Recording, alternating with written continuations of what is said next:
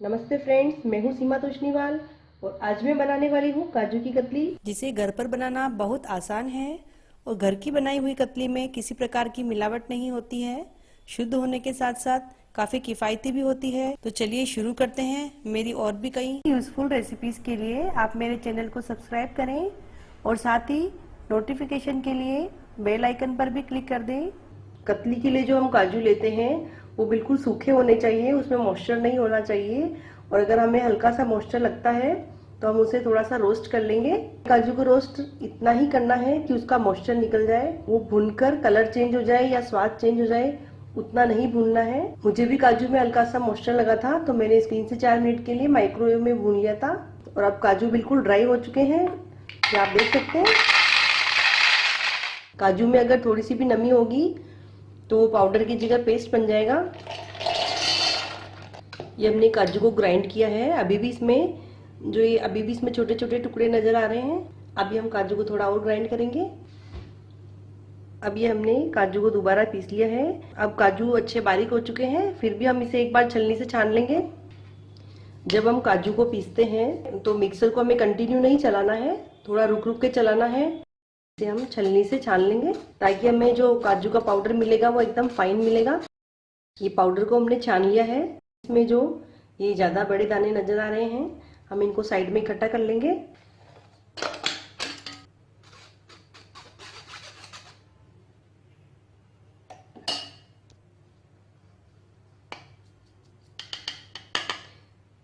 ये हमने काजू का सारा पाउडर छान लिया है। ये जो दरदरा काजू बचा है इसको हम वापस एक बार ग्राइंड करेंगे, फिर से इसको छान लेंगे।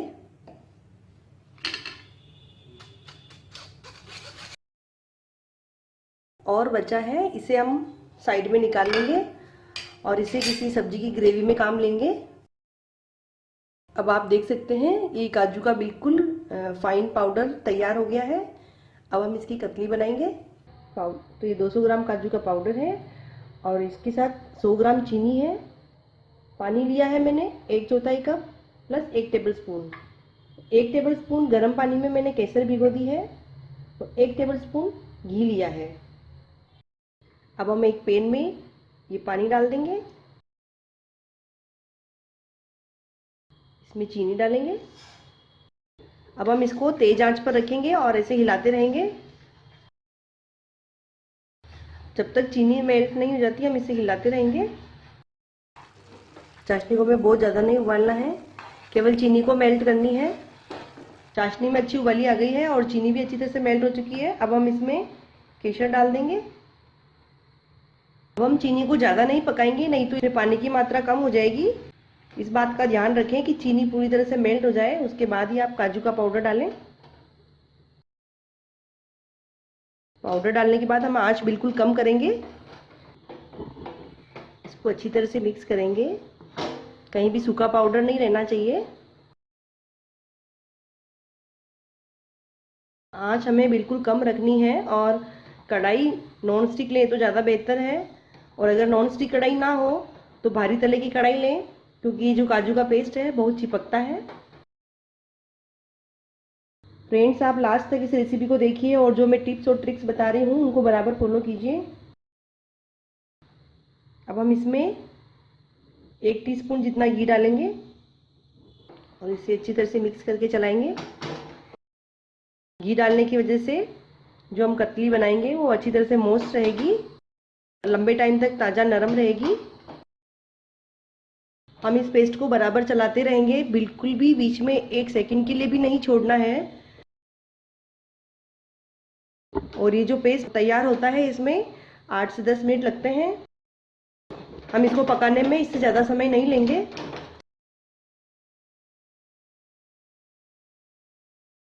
हमें लास्ट में बिल्कुल आंच कम रखनी है। अगर आंच तेज रहेगी तो ये बहुत जल्दी से कड़क हो जाएगी।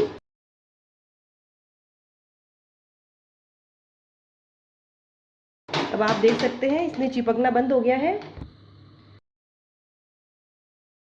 अभी मैंने पहले से थाली ग्रीस करके रखी थी और अब इसमें निकाल लूँगी।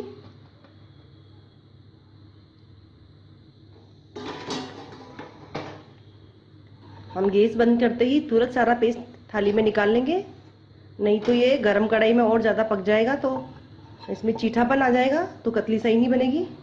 अभी हम इसको हाथ नहीं लगाएंगे क्योंकि ये बहुत तेज़ गर्म है। इसको थोड़ा ठंडा होने देंगे। जब ये गुनगुना रहेगा तब हम इसको बेल कर और फिर इसकी कतली की कटिंग करेंगे।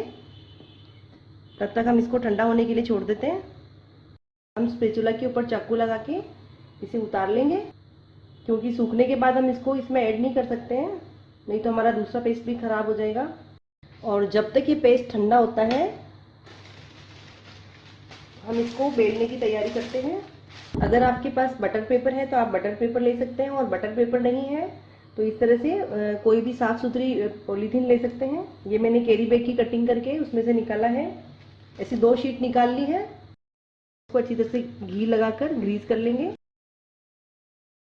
और ये जो दूसरी शीट है इसे इसके ऊपर रख देंगे और इस तरह से हाथ घुमा देंगे जिससे ये वाली शीट भी यहाँ से ग्रीस हो गई। इसको साइड में रखेंगे और थोड़ा सा घी का हाथ हम डो के ऊपर भी घुमा देंगे, जिससे डो की ऊपर की परत सूखेगी नहीं और इसमें मॉइस्चर बना रहेगा।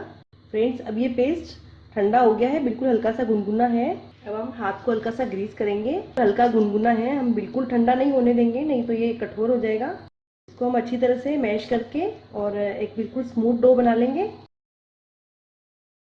इस तरह से हम इस डो को चौकोर शेप देंगे। इसके ऊपर हम ये शीट रखेंगे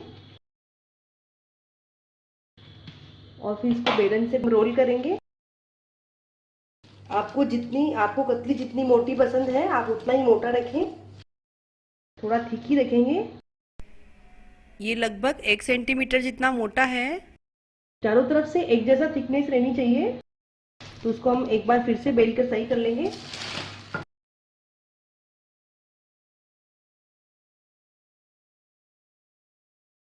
बेलन पे बिल्कुल भी प्रेशर नहीं रखेंगे, इस तरह से घुमाएंगे ताकि इसका जो ऊपर का सरफेस है बिल्कुल चिकना हो जाए।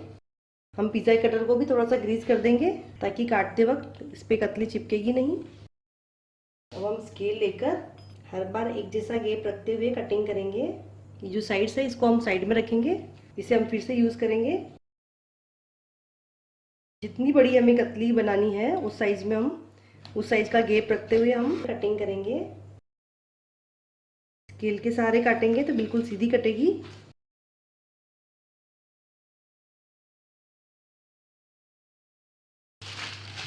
अब हम इसको थोड़ा तिरछा रखेंगे और डायमंड शेप में कटिंग करेंगे।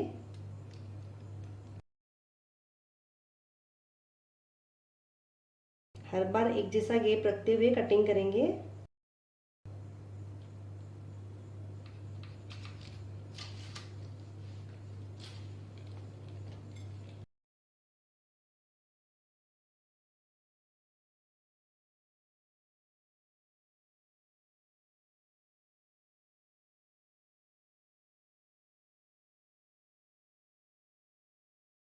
जिनकी कटिंग सही हुई है उसको हम एक प्लेट में रख लेंगे।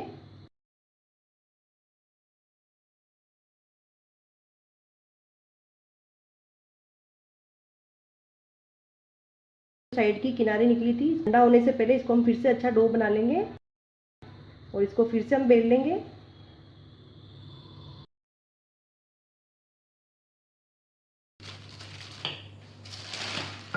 इसको फिर से बेल लेंगे।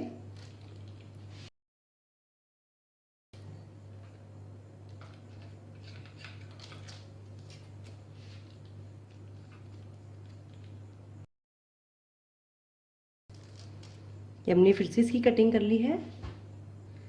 तो फ्रेंड्स, ये काजू की कतली बनकर तैयार है। ये बिल्कुल ताज़ा, नरम और बहुत ही स्वादिष्ट काजू की कतली बनकर तैयार हुई है। घर पे बनी हुई काजू की कतली बिल्कुल शुद्ध भी है और बनाने में भी बिल्कुल आसान है। बस आप मेरी रेसिपी को पूरी तरह ध्यान से देखिए और मैंने जो टिप्स और ट्रिक्स दिए हैं उनको बराबर फॉलो कीजिए। बेशक आपकी काजू की कतली बिल्कुल इसी तरीके से बनेगी जिस तरह से हलवाई बनाते हैं।